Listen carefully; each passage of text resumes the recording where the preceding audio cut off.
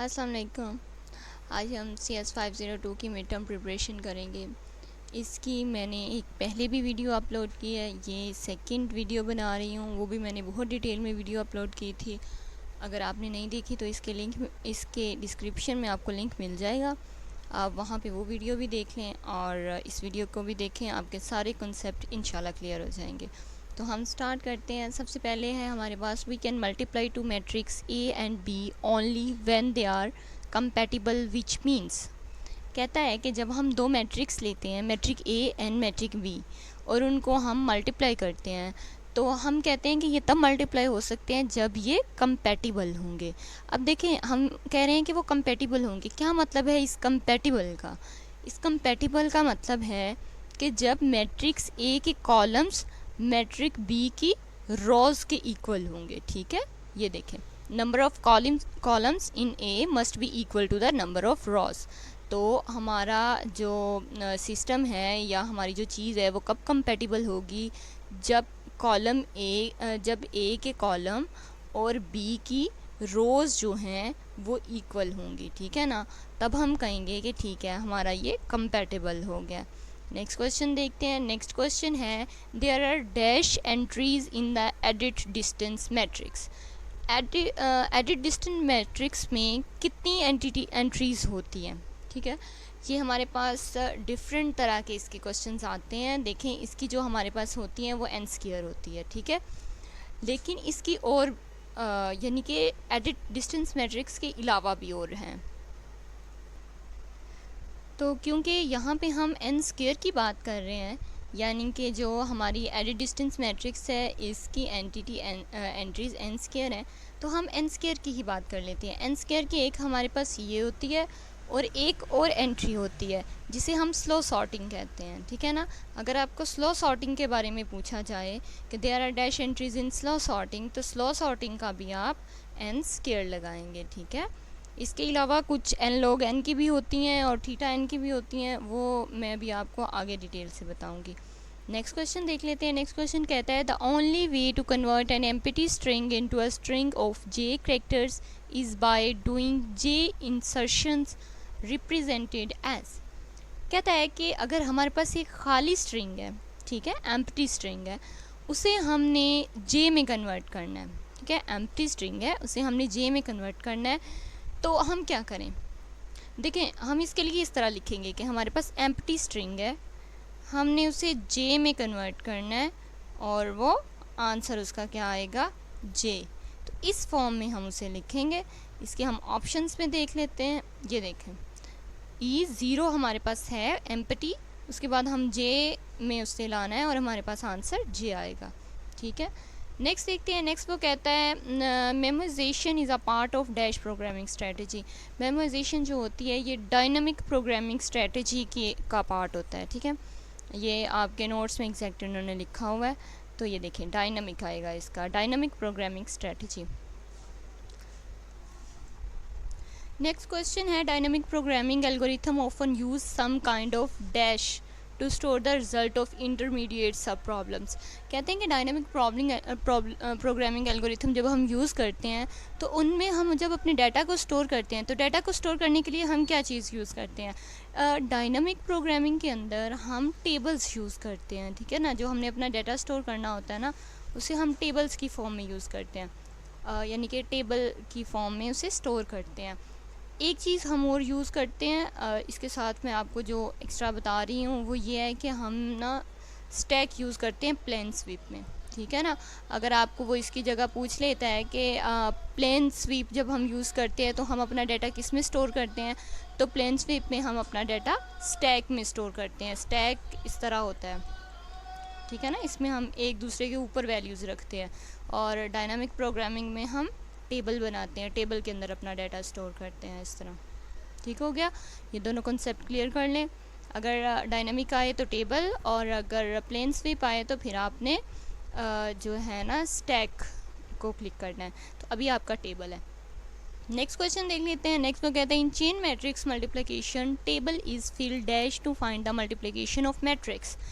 Chain matrix multiplication में table को जब हम फिल करते हैं तो हम किस तरीके से उसे फिल करते हैं? ठीक है, एक इसका पहले मैं एक और MCQs बता दूं, वो आता है कि चेन मैट्रिक्स मल्टीप्लिकेशन किसका पार्ट है, ये भी एक MCQs आता है। तो ये मैं आपको बता दूं कि चेन मैट्रिक्स मल्टीप्लिकेशन जो है ये डायनामिक प्रोग्रामिंग एल्गोरिथम का पार्ट है, ठीक है। अगर आपको ये आ जाए कि चेन मैट्रिक्स मल्टीप्लिकेशन किसका है, तो आपने डायनामिक प्रोग्रामिंग को क्लिक करना है। अब वो पूछ रहा है कि चेन मैट्रिक्स मल्टीप्लिकेशन के अंदर आप टेबल को जब फिल करते हैं तो आप किस तरह उसे फिल करते हैं, तो आप उसे बॉटम से अप की तरफ फिल करते हैं, ठीक है ना। ये देखें, आप उसे बॉटम से स्टार्ट करते हैं और अप की तरफ फिल करते हैं, ठीक है। नेक्स्ट है Catalan numbers are related the number of different dash on and notes. ये उसने एग्जैक्ट आपके नोट से जो है ना एक सेंटेंस उठाया हुआ है कि कैटलाइन नंबर्स जो हैं वो related to number of different dash किस से रिलेटेड करते हैं, बाइनरी ट्रीज से रिलेटेड करते हैं, ठीक है ना। ये मैंने आपके नोट्स से एग्जैक्ट पेस्ट की है ये जो है ना डेफिनेशन। नेक्स्ट क्वेश्चन है, इफ़ अ मैट्रिक्स ए, अगर एक मैट्रिक है ए ऑफ डायमेंशन पी क्यू, उसकी डायमेंशन है पी और क्यू, ठीक है ना। डायमेंशन जानते हैं ना आप, जैसे हमारे पास अगर एक ये ए है तो इसकी 2 डायमेंशन होंगी जिसे हम एक्स और वाई कहते हैं। यहाँ उसने पी और क्यू कहा हुआ है, ठीक है, तो उसकी 2 डायमेंशन है। तो अब वो कह रहा है कि दूसरा मैट्रिक्स जो बी है उसकी क्यू और आर हैं, तो हमारे पास जो नया मैट्रिक्स बनेगा उसकी क्या होंगी। तो जो हमारे पास नया मैट्रिक्स बनेगा ना, उसके लिए हम यूँ करेंगे कि जो हमारे ये है ना, इसका पी और क्यू है और इसका क्यू और आर है, तो जो सेम वाले हैं ये दोनों हम स्किप कर देंगे, तो पी और आर मिलके न्यू मैट्रिक्स बना लेंगे, ठीक है।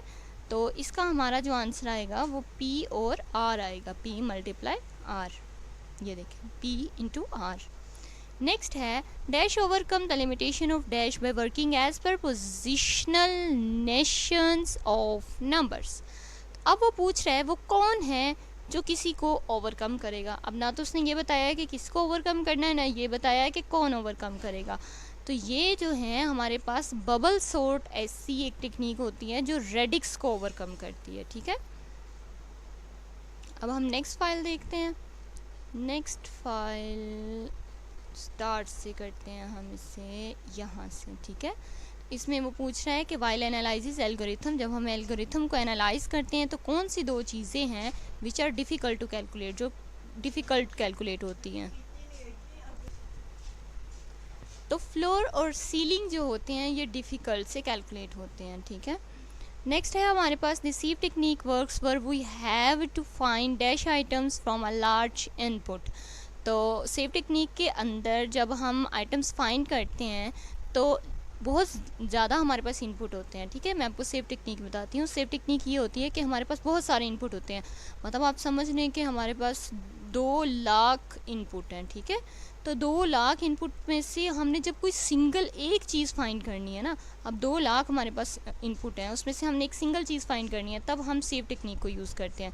तो इसका आंसर होगा सिंगल, ठीक है। If the sieve technique works where we have to find single item from a large input.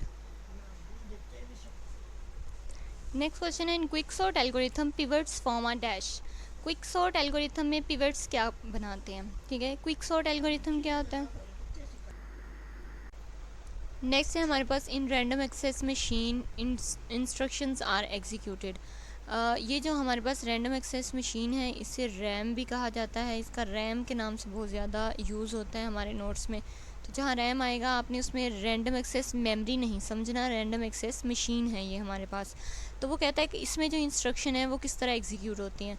देखिए इस मशीन के अंदर जो इंस्ट्रक्शंस हैं वो 1 बाय 1 एग्जीक्यूट होती हैं। पहले एक इंस्ट्रक्शन होती है वो कंप्लीट हो जाती है, फिर दूसरी इंस्ट्रक्शन एग्जीक्यूट होती है, उसके कंप्लीट होने के बाद ही थर्ड स्टार्ट होती है।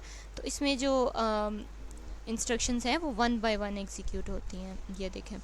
उसके बाद नेक्स्ट है which type of instruction random access machine can execute. RAM किस तरह की इंस्ट्रक्शंस को एग्जीक्यूट करती है, आपने बेस्ट आंसर चूज़ करना है। तो इसका जो बेस्ट आंसर है वो अर्थमेटिक एंड लॉजिक है। ये अर्थमेटिक को ये जो है इंस्ट्रक्शंस, अर्थमेटिक इंस्ट्रक्शन और लॉजिक इंस्ट्रक्शंस को एक्सेस करती है ये। नेक्स्ट है which of the following is calculated with big O notation. Big O notation के साथ हमारे पास जो है ना बाउंड्स होते हैं। अगर हमारे पास इस बने हुए हैं ना, तो एक हमारे पास अपर बाउंड होता है, एक हमारे पास लोअर बाउंड होता है। तो उसके अंदर हम चल रहे होते हैं, हमें अपने प्रोग्राम को ना तो अपर बाउंड से ऊपर लेके जाना होता है और ना ही लोअर बाउंड से नीचे लेके जाना होता है। तो ये एक हमारी लिमिट होती है। तो वो कहता है कि इस लिमिट में से जो आपका बिग ओ नोटेशन है वो क्या फाइंड करता है, तो वो हमारी लोअर बाउंड को फाइंड करता है कि आपकी लोअर बाउंड्री कौन सी है। नेक्स्ट है which of the following function grows fastest as n gets larger. तो कौन सा जो है आपकी, उन्होंने नीचे ऑप्शंस में जो वैल्यूज़ दी हुई हैं उसमें से आपकी सबसे बड़ी वैल्यू कौन सी है ये आपने बताना है। तो कौन सी फास्टेस्ट ग्रो करेगी, तो इसके लिए आपने जो है ना वो इस वाली वैल्यू को देखना है, ये जिसके ऊपर n की पावर है ना, इन वाली वैल्यूज़ को। तो इनमें जो सबसे बड़ी वैल्यू होगी वो आपका जो है ना वो फास्टेस्ट ग्रो रेट होगा। तो क्योंकि 5 सबसे बड़ी है, सबकी पावर n है, लेकिन 5 सबसे बड़ी है, तो 5 वाला आपका फास्टेस्ट ग्रोथ रेट होगा और यही आपका करेक्ट आंसर है। नेक्स्ट है क्वेश्चन आ गए हैं। क्वेश्चन में वो कहता है what is the essential constraint for the counting sort. Counting sort के लिए एसेंशियल कंस्ट्रेंट क्या है। तो essential constraint for counting sort is that the range of the key values must be known and small enough to fit in memory, otherwise the algorithm may not work correctly और efficiently. ठीक है ना, इसके नीचे example भी लिखी हुई है, इसे भी आपने देख लेना है। और नेक्स्ट वो कहता है how we proceed with m entries in cost table for chain matrix multiplication problem. To proceed with m entries in the cost table for the chain matrix multiplication, इसके लिए हमें क्या करना होता है, सबसे पहले इनिशियलाइज करना होता है कॉस्ट टेबल जिसका साइज़ जो है वो m इंटू एम हो। ठीक है, m ही उसके रोज़ और m ही कॉलम्स हों।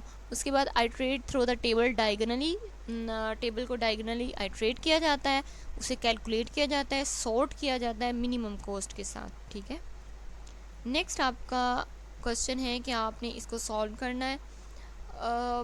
इस तरह के क्वेश्चन मिड में नहीं आते, कम आते हैं, तो बाकी इसका सोल्यूशन आपके नोट्स में लिखा हुआ है, आपने वहाँ से देख लेना।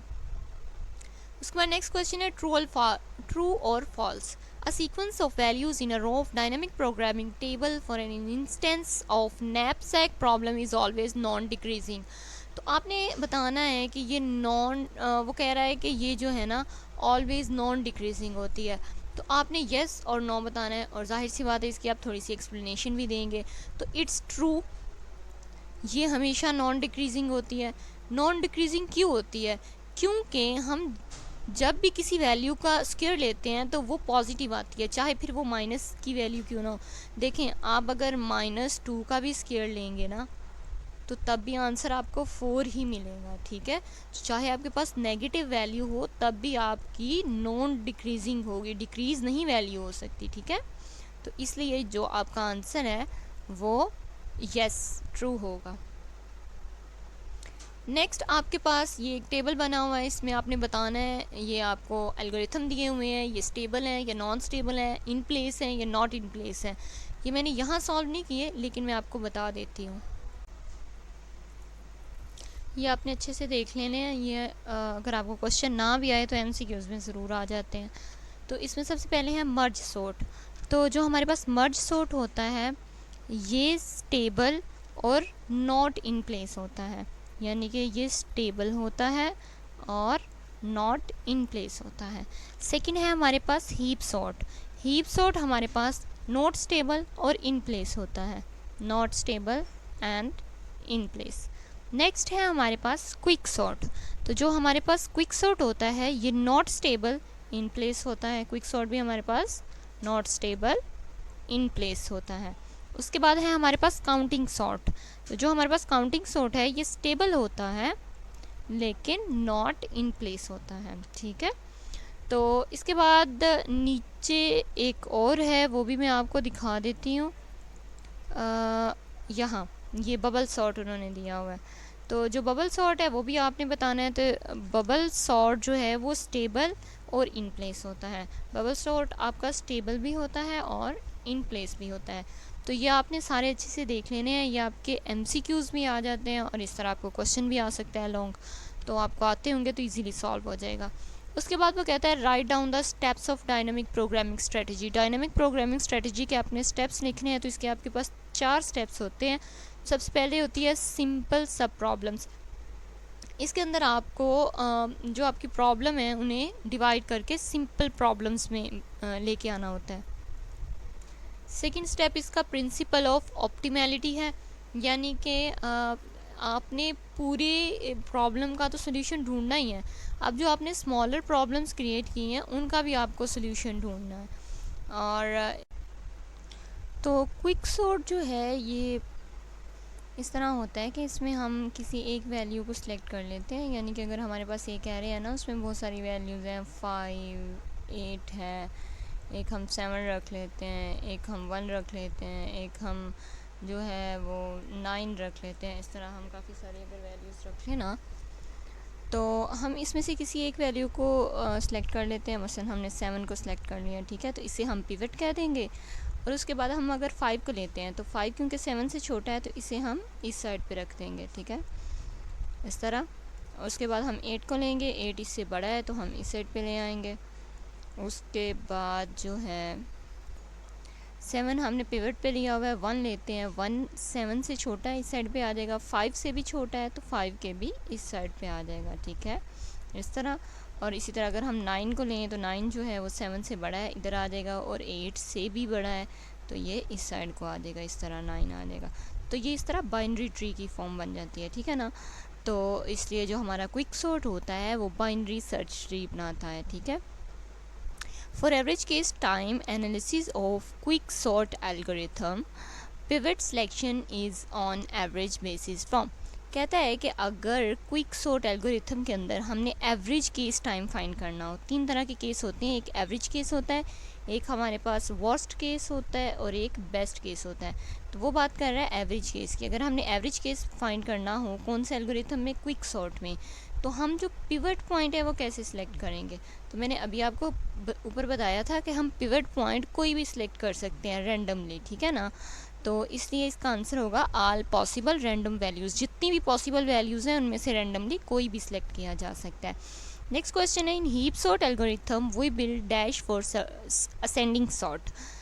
जब हम असेंडिंग सॉर्टिंग करेंगे, ठीक है, हीप सॉर्ट के अंदर, तो हम क्या बिल्ड करेंगे, ठीक है। एक तो असेंडिंग सॉर्टिंग होती है और एक डिसेंडिंग सॉर्टिंग होती है। तो असेंडिंग सॉर्टिंग के लिए हम मैक्स हीप को करेंगे बिल्ड, और डिसेंडिंग के लिए हम मिन हीप को करेंगे। ये आपने दोनों एमसीक्यूज़ देख लेने हैं, ये दोनों एमसीक्यूज़ आ जाते हैं। तो क्योंकि हमारे पास यहाँ असेंडिंग है तो असेंडिंग के लिए मैक्सिमम हीप होगी, मैक्स हीप। नेक्स्ट है, in heap sort algorithm the maximum levels on element can move upward. Heap sort algorithm के अंदर, जिसकी अभी हम ऊपर बात कर रहे थे, जब हम अपवर्ड मूव करते हैं तो मैक्सिमम कितने लेवल्स होते हैं, तो इसमें maximum theta log n levels होते हैं, ओके। नेक्स्ट है, quick sort is based on dash strategy. Quick sort किस स्ट्रेटजी पर काम करता है। देखें भाई, हमने देखा है कि क्विक सॉर्ट जो है वो डिवाइड करता है, ठीक है, अलग अलग उसके हिस्से बना देता है, किसी को इधर किसी को उधर कर देता है। तो ये डिवाइड एंड कंकर स्ट्रेटजी होती है, जिसमें पहले वो डिवाइड करता है और साथ साथ सॉल्व कर लेता है, या फिर बाद में सॉल्व कर लेता है और फिर उन्हें इकट्ठा कर देता है। तो ये डिवाइड एंड कंकर स्ट्रेटजी होती है। तो ये देखें, डिवाइड एंड कंकर strategy. Next, quick sort is based on dash strategy, ये भी वही क्वेश्चन है, डिवाइड एंड कंकर स्ट्रेटजी। नेक्स्ट फाइल देख लेते हैं हम। नेक्स्ट फाइल है, उसमें वो कहते हैं unlike programs algorithm to be understood primarily by dash and dash. कहते हैं प्रोग्राम्स की तरह नहीं होते एल्गोरिथम, लेकिन एल्गोरिथम क्या करते हैं। तो एल्गोरिथम जो होते हैं, प्रोग्राम हम इस तरह लिखते हैं कि मशीन समझ जाए, लेकिन एल्गोरिथम जितने भी हैं वो सारे प्रोग्रामर या समझ लें कि इंसान के इजी टच देने के लिए होते हैं ना। एल्गोरिथम इसलिए बनाया जाता है कि हमारा काम इजीली सॉल्व हो जाए। तो ये अंडरस्टूड होते हैं प्रोग्रामर्स के and not machines, okay. Next है, recurrence are useful for analyzing. Recurrences are useful analysis, इसका क्या होगा, ये इसका मतलब होता है यानी कि दोबारा रिपीट। तो ठीक है, ये किसके लिए यूज़ होता है, ये रिकर्सिव एल्गोरिथम्स के लिए यूज़ होता है। उसके बाद नेक्स्ट है divide and conquer. Divide and conquer involves breaking the problem into smallest number of. वो कह रहा है कि डिवाइड एंड कंकर में हमारे पास एक प्रॉब्लम होती है, तो हम उसका क्या करते हैं, हम उससे क्या करते हैं, हम उसे सब प्रॉब्लम में डिवाइड कर देते हैं, यानी कि छोटी प्रॉब्लम्स में, ठीक है ना। तो सब प्रॉब्लम में हम उसे डिवाइड कर देते हैं, तो इसका जो आंसर है वो होगा सब प्रॉब्लम। नेक्स्ट क्वेश्चन है in which order we can sort, हम किस ऑर्डर में सॉर्ट कर सकते हैं। अभी मैंने आपको ऊपर बताया था हम असेंडिंग में भी सॉर्टिंग कर सकते हैं और डिसेंडिंग में भी सॉर्टिंग कर सकते हैं। तो जो असेंडिंग है वो इंक्रीजिंग ऑर्डर होता है और डिसेंडिंग डिक्रीजिंग ऑर्डर होता है। तो हम जो सॉर्टिंग है वो इंक्रीजिंग और डिक्रीजिंग दोनों ऑर्डर में कर सकते हैं, ठीक है, बोथ। तो उसके बाद है comparison based sorting algorithm can not run faster than, वो एल्गोरिथम जिनमें हम कंपैरिजन करते हैं, ठीक है, जिनमें कोई दो वैल्यूज़ का कंपैरिजन किया जाता है, वो उसकी सबसे फास्टेस्ट स्पीड क्या होती है, तो उसकी सबसे फास्टेस्ट स्पीड जो है n log n होती है। इससे ज़्यादा फास्ट कंपैरिजन बेस्ड एल्गोरिथम काम नहीं करते हैं। नेक्स्ट क्वेश्चन है in quick sort we don't have the control over the size of recursive calls. Quick sort के अंदर हमारा जो कंट्रोल है, we don't have control over the size of recursive call के साइज़ के ऊपर हम कंट्रोल नहीं रख सकते, ये ट्रू है स्टेटमेंट जो है।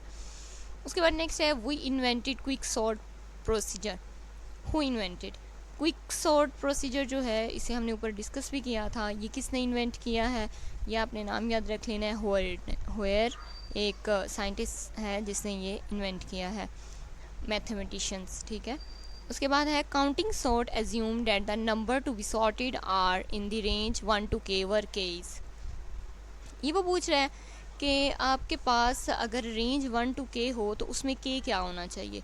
ये आपको ये भी पूछ लेता है, सिर्फ काउंटिंग सॉर्ट यहाँ तक आपको दे देता है डी तक, तो आगे नीचे ये भी ऑप्शन चेंज कर देता है, 1 की जगह n लगा देता है, k की जगह n लगा देता है, और इस तरह ये भी चेंज कर देता है। लेकिन हमारे पास जो रेंज होती है वो 1 to k होती है, एक आपने ये देख लेना है, और दूसरी ये देख लेना है कि जो k होता है वो हमारे पास स्मॉल होता है, ओके। ये दोनों आपने देख लेने हैं, दोनों तरह से ये MCQs आ जाता है। तो नेक्स्ट, हाँ ये देखें स्मॉल उन्होंने लगाया हुआ है। नेक्स्ट है if there are n square entries in edit distance matrix then the total running time. देखिए जितनी एंट्रीज होंगी टोटल रनिंग टाइम उतना ही होगा, अब उससे ज़्यादा तो नहीं हो सकता ना, और कम भी नहीं हो सकता, जाहिर सी बात है मैक्सिमम एंट्रीज़ हैं तो इतना टाइम तो लगेगा ही। तो n स्क्वायर एंट्रीज़ हैं तो इसका मतलब है कि n स्क्वायर रनिंग टाइम होगा, ठीक है। When a recursive algorithm revisits the same problem over and over again, we say that optimization problem has dash sub problems। वो कहता है कि रिकर्सिव एल्गोरिथम के अंदर जब कोई प्रॉब्लम बार बार आ रही हो, रिकर्सिव एल्गोरिथम होते इसलिए हैं कि वो जो बार बार प्रॉब्लम आ रही है उन्हें सॉल्व करते हैं, लेकिन जो बार बार again over and over again problem आई जा रही है तो उस प्रॉब्लम को हम क्या कहेंगे, हम कहेंगे कि वो प्रॉब्लम जो है वो ओवरलैप कर रही है, ठीक है। नेक्स्ट है P into Q matrix A can be multiplied with A Q R matrix B, ठीक है, the result B P R and that's. वो कहता है कि मैट्रिक्स जो हैं आपके दो मल्टीप्लाई हो रहे हैं तो इनका फॉर्मूला क्या होगा नया मैट्रिक्स बनाने के लिए। तो इसका फॉर्मूला ये है, ये आपने एज इट इज़ फार्मूला याद रख लेना है। इसमें आपको मैं बता देती हूँ कि जो ए मैट्रिक पहले यूज़ होता है, बी बाद में होता है। ए में आई आता है और के कांस्टेंट बाद में आता है, और बी में के कांस्टेंट पहले आता है और जे बाद में आता है।